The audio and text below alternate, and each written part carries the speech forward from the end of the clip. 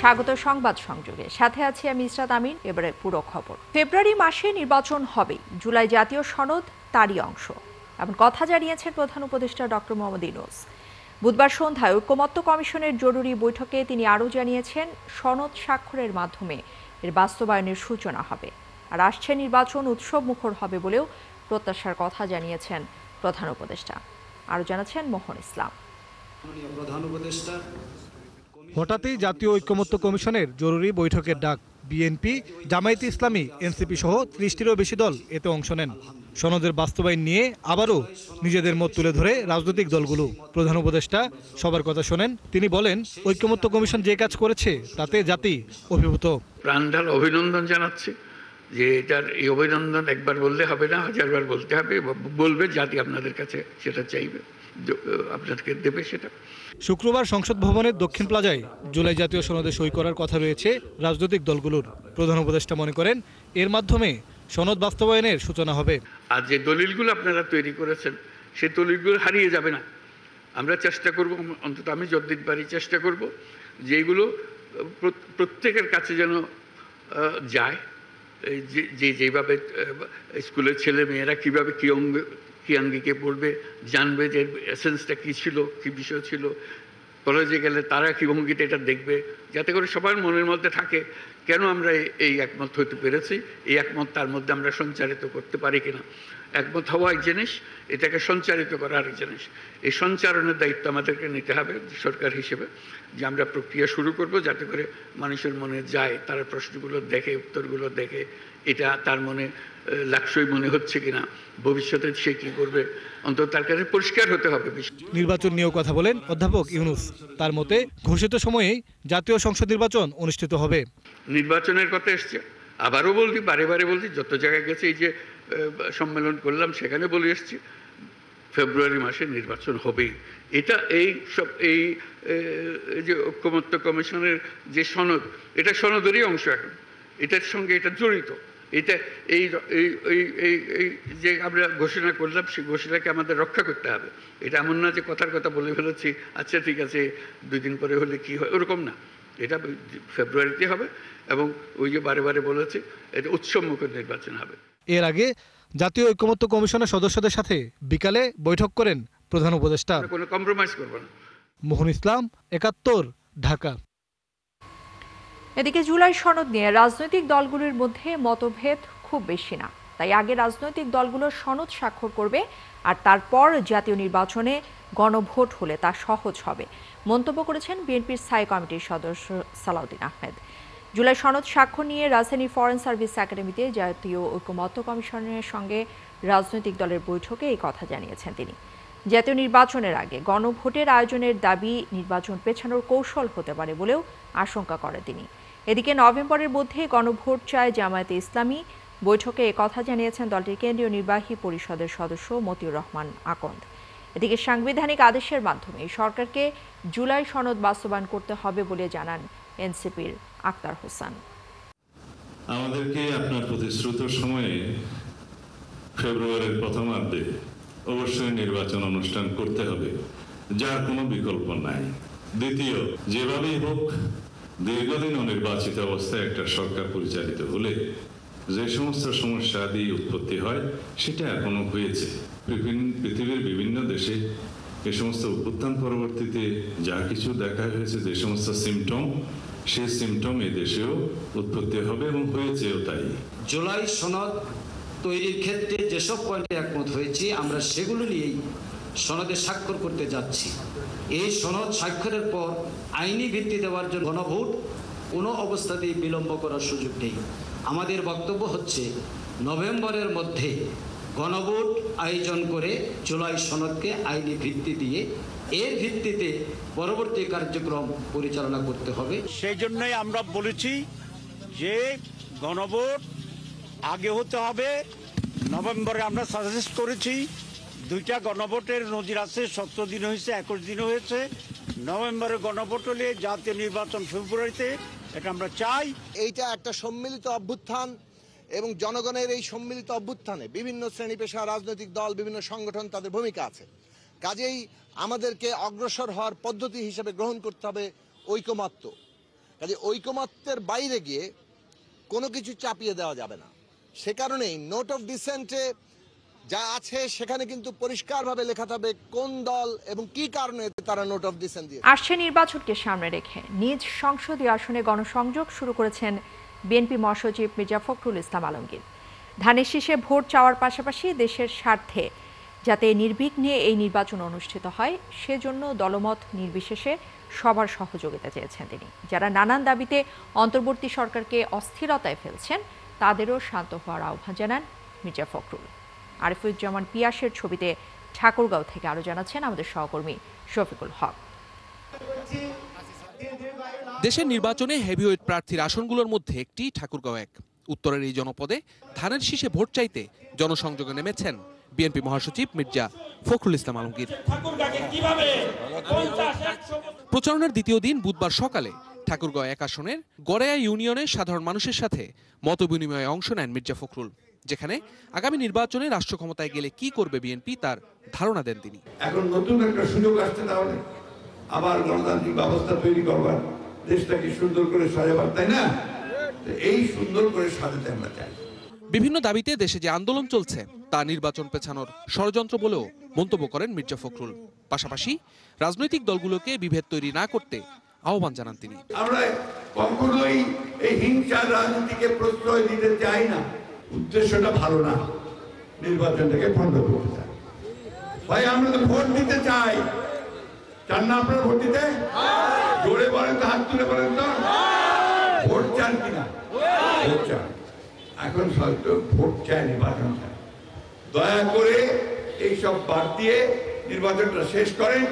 একই দিন দুপুরে সুখানপুকুর ইউনিয়নের কার্তিকতলায় আরেকটি সভায় যোগ দেন বিএনপি মহাসচিব। সেখানে তিনি জানান এবারই তার শেষ নির্বাচন। ঠাকুরগাঁওবাসীর কাছে চাইলেন ধানের শীষ প্রতীকে ভোট। বিএনপি যে ধানের শীষের সরকার গঠন করতে পারে তার নিশ্চয়তা দিচ্ছি আমি আপনাদেরকে, যে আপনাদের সবচেয়ে বেশি নিরাপত্তাতে আপনারা থাকবেন। কি হবে? ধানের শীষে ভোট হবে? জোরে বলেন তো, তার মার্কাটা কি আপনাদের? জোরে বলেন। ভুল্লি কুমারপুর হাই স্কুল মাঠে কয়েকটি ইউনিয়নের ভোটারদের সাথে মতবিনিময় করেন মির্জা ফখরুল, যেখানে ধর্মকে ব্যবহার করে যারা রাজনীতি করছে তাদের সমালোচনা করেন তিনি। ইমোশনে, ধর্মীয় ইমোশন, রিলিজিয়াস ইমোশনকে পুঁজি করে রাজনীতিতে ব্যবহার করা, এটা বোধহয় সঠিক কাজ হয় না। সেই জন্য আমি অনুরোধ করব, দয়া করে এই যে পিআরের আন্দোলন করছেন এগুলো নেক্সট গভর্নমেন্টের জন্য রেখে দেন। দাবি সামলাতে অন্তর্বর্তী সরকার হিমশিম খাচ্ছে মন্তব্য করে নির্বাচিত সরকার আসা পর্যন্ত সবাইকে ধৈর্য ধরারও আহ্বান জানান বিএনপির এই নীতি নির্ধারক। সব রাস্তা বন্ধ করে দেয়, সিট ডাউন স্ট্রাইক করে, অবস্থান ধর্মঘট করে। ওরা তো এখন অস্থির হয়ে গেছে। বলছে আমরা তো ভাই আইনে তো ওরা বসাই তো নির্বাচন করার জন্য, এত দাবি দেওয়া আমরা পূরণ করবো কোত্থেকে? শফিকুল হক, ৭১, ঠাকুরগাঁও। অবশেষে নির্বিঘ্নে শেষ হয়েছে চট্টগ্রাম বিশ্ববিদ্যালয় ছাত্র সংসদ নির্বাচন এবং হল সংসদ নির্বাচনের ভোট গ্রহণ। শুরু হয়েছে ভোট গণনার কার্যক্রম। ভোট গণনা হবে 2 ধাপে। মজুদ রাখা হয়েছে অতিরিক্ত ভোট গণনা মেশিনও। নির্বিঘ্নে ভোট দিয়ে এখন ফলাফলের অপেক্ষায় রয়েছেন শিক্ষার্থী এবং প্রার্থীরা। বিস্তারিত মাহফুজ শুক্রর প্রতিবেদনে। ব্যালট বক্স থেকে বের করা হচ্ছে ব্যালট পেপার, সাজিয়ে নিয়ে যাওয়া হচ্ছে প্রিজাইডিং অফিসারের কক্ষে। শুরু হয়েছে ভোট গণনা। এদিকে উৎসবমুখর পরিবেশে ভোট দিয়ে বাইরে অপেক্ষা করছেন প্রার্থী ও শিক্ষার্থীরা। দীর্ঘ 3 যুগের অচলায়তন ভেঙে অবশেষে অনুষ্ঠিত চাকসু নির্বাচনে উচ্ছ্বসিত তারা। যাদেরকে যোগ্য মনে হয় তাদের কোয়ালিটি দেখে আমরা ভোট দেব। একটা সুষ্ঠু ভোটের অংশগ্রহণ করতে পেরে ভালো লাগছে। আশা রাখছি যে যোগ্য প্রার্থীরাই নির্বাচিত হবে। যারা জিতবেন ওনাদের জন্য তো অবশ্যই শুভকামনা। আমরা খুব আশাবাদী যে খুব সুষ্ঠুভাবে নির্বাচন অনুষ্ঠিত হবে। দীর্ঘদিন পরে ভোট দিতে পারছি, এটা অবশ্যই আমাদের কাছে অনেক আনন্দ। এদিকে কড়া নিরাপত্তার অনুষ্ঠিত ভোটে কোনো অপ্রীতিকর ঘটনা ঘটেনি বলে জানিয়েছে শিক্ষার্থীরা। নিরাপত্তা ব্যবস্থা নিয়ে সন্তোষ প্রকাশ করেছেন তারা। নিরাপত্তা পরিস্থিতি তো ভালোই দেখতেছি, আর কাউকে তো কার্ড ছাড়া বহিরাগত কাউকে ঢুকতে দেওয়া হয় নাই, শুধু স্টুডেন্টরাই ছিল ক্যাম্পাসে। প্রত্যাশা থাকবে তার ইশতেহারে যেগুলো দিয়েছে সেগুলো যাতে যথাযথভাবে পূর্ণ করে। নিরাপত্তা নিয়ে এখনো কোনো ধরনের শঙ্কিত মনে হয় নাই আমাদের কাছে। খুব বেশ কয়েকটি নিরাপত্তা পার করে আসলাম আমরা, শুধু আমরা স্টুডেন্টরা আসতে পারছি, নিরাপত্তা দিয়ে আমি সন্তুষ্ট। এদিকে ছাত্রদল ও ছাত্র শিবির সমর্থিত প্যানেল কর্তৃক অমোচনীয় কালি ব্যবহার না করার অভিযোগের জবাবে নির্বাচন কমিশন জানায়, অমোচনীয় কালি শুধু অলংকার হিসেবে দেখছেন তারা। ভোট কারচুপি রোধে নেওয়া হয়েছে নানা পদক্ষেপ। যেহেতু কালি নিয়ে একটা কনফিউশন আছে, আমরা এটা নিয়ে, আপনারা বুঝতে পারছেন আমরা যে কয়জন মানুষ আছি এখানে, বাকি আমাদের প্রত্যেকেরই একাধিক কাজের মধ্যে আমরা ইনভলভ হয়ে গেছি। এই মেসেজগুলো নিয়ে নিশ্চয়ই আমরা সময় মতো আপনাদেরকে জানাবো। অবশেষে সম্পন্ন হয়েছে চাকসু নির্বাচনের ভোট গ্রহণ, অপেক্ষা ফলাফল ঘোষণার। এই অপেক্ষা মধ্যরাত পর্যন্ত হতে পারে বলে প্রত্যাশা নির্বাচন কমিশনের। মাহফুজ শুভ্র, ৭১, চট্টগ্রাম। দর্শক, যেটা জানাচ্ছিলাম যে ভোট গ্রহণ শেষ হয়েছে, এই মুহূর্তে ভোট গণনার কার্যক্রম চলছে চাকসু নির্বাচনের। সেখানে খবর রাখছেন আমাদের সহকর্মী সাহেদুজ্জামান সাকিব। আমরা একটু তার কাছে চলে যেতে চাই। সাকিব, প্রথমেই যে ব্যাপারটা জানতে চাচ্ছি যে কোনো ধরনের পাল্টাপাল্টি অভিযোগ এখন পর্যন্ত পেয়েছেন কিনা এই যে আজকের সারাদিনের ভোট গ্রহণ ঘিরে। সেই সাথে আরেকটা ব্যাপার জানতে চাচ্ছি যে এখন ভোট গণনার কার্যক্রম শুরু হয়েছে, এখন পর্যন্ত সবশেষ কি তথ্য রয়েছে আপনার কাছে? ইশরাত, পাল্টাপাল্টি অভিযোগ এখন পর্যন্ত বড় ধরনের কোনো অভিযোগ নেই, তবে ছাত্র দল এবং ছাত্র শিবির এই বড় দুটি প্যানেল থেকে তারা আসলে সংবাদ সম্মেলন করে যেটি জানিয়েছেন, ছাত্র শিবিরের ভিপি প্রার্থী অভিযোগ করেছেন যে ক্যাম্পাসের বাহিরে বহিরাগতদেরকে জড়ো করেছে ছাত্র দলের নেতাকর্মীরা, এমন অভিযোগ তিনি করেছেন। পাশাপাশি ছাত্র দলের যিনি ভিপি প্রার্থী তিনি অভিযোগ করেছেন যে নির্বাচন কমিশনকে দিনভর ছোটখাটো বিভিন্ন অভিযোগ দেয়া হলেও তারা আসলে খুব বেশি প্রতিকার পাননি, তেমন অভিযোগ তিনি করেছেন। তবে ভোট থেকে সরে যাননি কোনো প্যানেল বা কিংবা কোনো প্রার্থী। তারা বলছেন যে শেষ পর্যন্ত তারা আসলে দেখতে চান, গণনা পর্যন্ত এবং ফলাফল ঘোষণা পর্যন্ত তারা আসলে ভোটের মাঠে থাকতে চান। এখানে দেখতেই পাচ্ছেন যে এলইডি স্ক্রিনে কিন্তু শিক্ষার্থীরা অধীর আগ্রহ নিয়ে ভোট গণনা তারা আসলে পর্যবেক্ষণ করছেন। উপরে আমরা রয়েছি এখন সামাজিক বিজ্ঞান অনুষদে, যেখানে 15টি ছাত্রী হোস্টেলের শিক্ষার্থীরা ভোট প্রদান করেছিলেন। আর ইতিমধ্যে কিন্তু একটি হোস্টেলের ফলাফল আমাদের হাতে এসেছে, শিল্পী আব্দুর রশিদ হোস্টেল। সেখানে 156 জন ভোটার ছিল, তার মধ্যে 124 জন ভোট প্রদান করেছেন এবং সেই ফলাফলটি আমাদের হাতে এসেছে। তবে এখনো অনেক ফলাফল গণনা বাকি। ওএমআর পদ্ধতিতে যেহেতু ভোট গণনা হয়েছে, ওএমআর মেশিনে সেই ফলাফল গণনা করা হবে। এখন পর্যন্ত ব্যালট পেপারগুলো প্রস্তুত করে তারপরে আসলে ওএমআর মেশিনে গণনার জন্য দেয়া হবে। আমরা শিক্ষার্থীদের এখানে অধীর আগ্রহে অপেক্ষা করতে থাকতে দেখছি, তারা আসলে আগ্রহ নিয়ে এই ফলাফলগুলো এলইডি স্ক্রিনে পর্যবেক্ষণ করছেন। আমরা শিক্ষার্থীদের কাছে একটু শুনতে চাই, আপনি তো এখানে অনেক আগ্রহ নিয়ে দেখছেন ফলাফল গণনা, আসলে সারাদিনের ভোটের পরিবেশ কেমন দেখলেন, সবকিছু ঠিকঠাক ছিল কিনা, এখনকার গণনাই বা কেমন হচ্ছে? সকাল থেকে তো আমি এখানে ছিলাম, দুপুর পর্যন্ত ছিলাম, তো খুব ভালোভাবে হয়েছে বলা যায়। যথেষ্ট সুষ্ঠু পরিবেশ এবং শান্তিপূর্ণ পরিবেশে হয়েছে। বিকালের দিকে কিছু গন্ডগোলের খবর সামান্য শোনা গিয়েছিল, তারপরেও বলা যায় সকাল থেকে সারাদিন খুব সুষ্ঠুভাবে নির্বাচনটা শেষ হয়েছে। এখন তো ভোট গণনা চলছে, আর এখানে এই কেন্দ্রে আমাদের হলের নবাব ফয়জুন্নেসা হলের ভোট গণনা চলছে। তো আমরা সবাই হলের বাসিন্দারা, যারা ওই হলের বাসিন্দা, আমরা ভোটের ফলাফলের জন্য ওয়েট করছি। একজন শিক্ষার্থী যিনি ফলাফলের জন্য অপেক্ষা করছেন, তিনিও জানালেন যে আসলে খুব বেশি অপ্রীতিকর ঘটনা কিংবা অনিয়মের ঘটনা আসলে সারাদিনে চোখে পড়েনি। তো আমরা রয়েছি, ফলাফল ঘোষণা হলে কেন্দ্রগুলো থেকে কি ফলাফল আসে, কত পার্সেন্ট, কত শতাংশ ভোট পড়ে, সেগুলো আমরা সংবাদ সংযোগগুলোতে ধারাবাহিকভাবে জানিয়ে দেবো। ইশরাত, ধন্যবাদ আপনাকে আমাদের সাথে যুক্ত হবার জন্য। দর্শক, চাকসু নির্বাচনের সবশেষ খবরাখবর আমরা জানছিলাম, আমাদের সহকর্মী সাহেদুজ্জামান সাকিব আমাদের সাথে যুক্ত হয়েছিলেন। অবশেষে নিয়ন্ত্রণে এসেছে কেমিক্যাল গুদামে লাগা আগুন। তীব্র ধোঁয়ার কারণে প্রায় 27 ঘন্টার বেশি সময় পর সেখানে প্রবেশ করে ফায়ার সার্ভিসের সদস্যরা। অভিযান শেষ হতে সময় লাগতে পারে আরও 3 দিন। এদিকে ঘটনাস্থল পরিদর্শন করে সমাজ কল্যাণ উপদেষ্টা যেটা জানিয়েছেন যে কোনো ধরনের আইন মেনে তৈরি করা হয়নি গোডাউনটি, আর জড়িতদের বিরুদ্ধে ব্যবস্থা নেওয়ার হুঁশিয়ারি দিয়েছেন তিনি।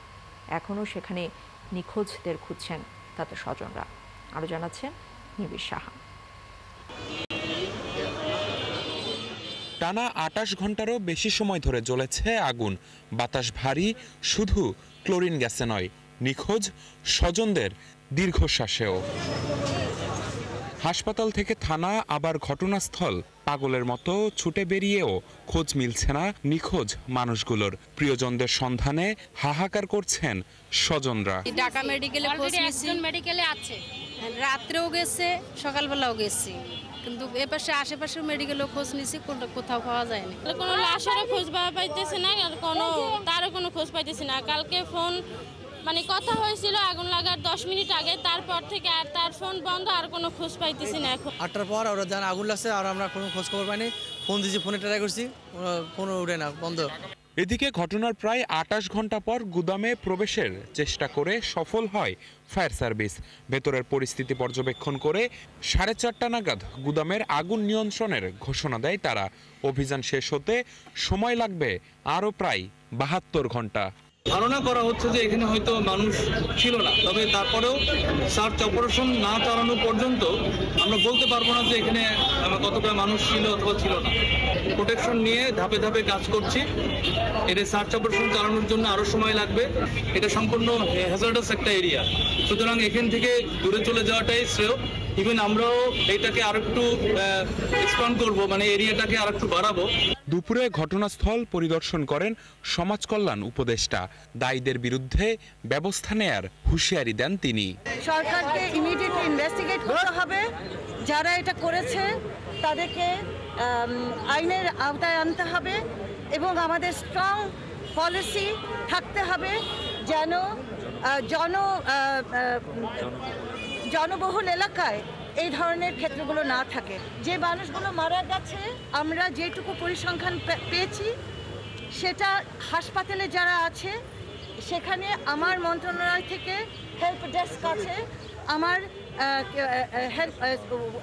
সমাজ কর্মীরা ওখানে আছে, তারা এটা ফলো আপ করবে।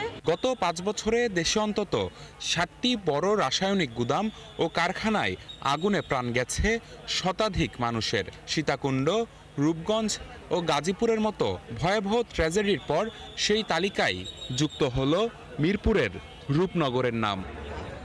নিবিড় সাহা, 71, ঢাকা। শাহবাগ মোড় ছেড়ে আবারও শহীদ মিনারে গেলেন এমপিওভুক্ত শিক্ষক এবং কর্মচারীরা। হুঁশিয়ারি দিয়েছেন, দাবি না মানলে প্রধান উপদেষ্টার বাসভবন যমুনা অভিমুখে পদযাত্রা করবেন তারা।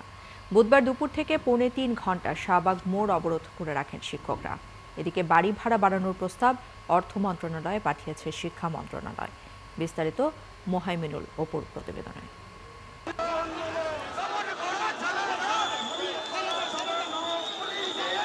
কেন্দ্রীয় শহীদ মিনার থেকে শাহবাগ মোড়ের কাছাকাছি যখন শিক্ষকরা, তখন তপ্ত দুপুর। এখানে পুলিশের বাধার মুখে পড়েন তারা। পুলিশের সঙ্গে ধস্তাধস্তি করে সেই প্রতিবন্ধকতা ভেঙে শাহবাগ মোড়ে অবস্থান নেন শিক্ষকরা।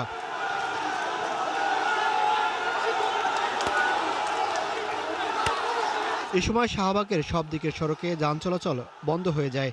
আন্দোলনরত শিক্ষকরা বলেন, কোনো সমাধান না পেয়েই শাহবাগ অবরোধ করছেন তারা। আমরা শিক্ষকরা এখন দুর্বল নই। আমাদের দাবি আদায় করার জন্য আমরা আমাদের এই শাহবাগ মোড়ে আজ থেকে আমরা লাগাতার ব্যারিকেড দিয়ে লাগাতার ধর্মঘটে যাচ্ছি। এ যাবৎকাল শহীদ মিনার ছিলাম, কিন্তু বাধ্য হয়ে আমরা শাহবাগ চত্বরে এসেছি। আজকে থেকে আমাদের ব্লকেট কর্মসূচি শুরু হয়েছে। শিক্ষকদের যৌক্তিক দাবি দাওয়াগুলো যদি মেনে নেওয়া না হয়, সেক্ষেত্রে আমরা তখন আমাদের এই যৌক্তিক দাবি দাওয়াগুলোর পরিবর্তে এক দফা জাতীয়করণের আমরা একটা কর্মসূচি হাতে নেব। 3.25 ঘন্টা অবরোধ শেষে নতুন আলটিমেটাম দিয়ে সড়ক ছাড়েন তারা। প্রধান উপদেষ্টার বাসভবন মুখে যাত্রার হুঁশিয়ারি তাদের। এদিকে বেসরকারি শিক্ষা প্রতিষ্ঠানের শিক্ষক ও কর্মচারীদের বাড়ি ভাড়া বাড়ানোর প্রস্তাব অর্থ মন্ত্রণালয়ে পাঠিয়েছে শিক্ষা মন্ত্রণালয়। এতে 5 থেকে 20% পর্যন্ত বাড়ি ভাড়া বাড়ানোর প্রস্তাব দেওয়া হয়েছে। মোহাইমিনুল খান অপু, 71, ঢাকা। বাংলাদেশে কাজ করতে আসা বিদেশিদের জন্য ভিসা নীতিমালা কাজ করা হচ্ছে বলে জানিয়েছেন বিনিয়োগ উন্নয়ন বোর্ড বিডার নির্বাহী চেয়ারম্যান আশিক চৌধুরী।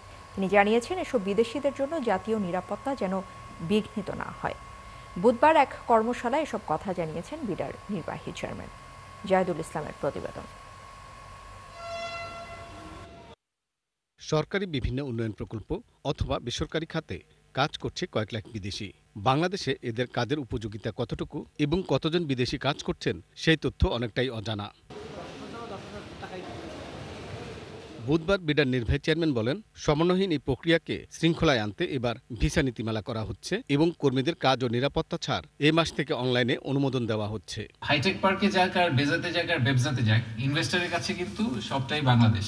সো তার এক্সপিরিয়েন্সটা কিন্তু একই রকম হওয়া উচিত। সে বেবজার ওয়ার্ক পারমিট অ্যাপ্লিকেশন করলে একরকম, বেজাতে করলে একরকম, এটা তো হওয়ার কোনো কারণ নেই, কারণ এটা তো একই দেশে সে এসে একটা ওয়ার্ক পারমিট চাচ্ছে। ভিসার যে নীতিমালা সেটা নিয়ে তো একটা বড় কাজ হচ্ছে, এবং সেটা হয়ে গেলে আমি আশা করছি যে এই যে সমস্যাগুলো তৈরি হয় আসলে, যে একজন বিজনেস ভিসা এসে তারপরে কাজ করা শুরু করে দিলেন, ভিসা ফিটাকে ডিজিটালাইজ করার চেষ্টা করা হচ্ছে যাতে অনলাইনেই পেমেন্ট করে ফেলা যায়, তাহলে আসলে একটা ধাপ কমে যাবে। তিনি জানান, কাজ শেষে বিদেশিরা যেন নির্ধারিত সময় নিজ দেশে ফেরত যায় সেটাও নজরে রাখা হবে। জাতীয় নিরাপত্তার ব্যাপারে কিন্তু কোনো আপোষ নাই। আমরা এমন কিছু করতে চাই না যেটা জাতীয় নিরাপত্তার জন্য প্রশ্নবিদ্ধ হয় বা জাতীয় নিরাপত্তাকে প্রশ্নবিদ্ধ করে।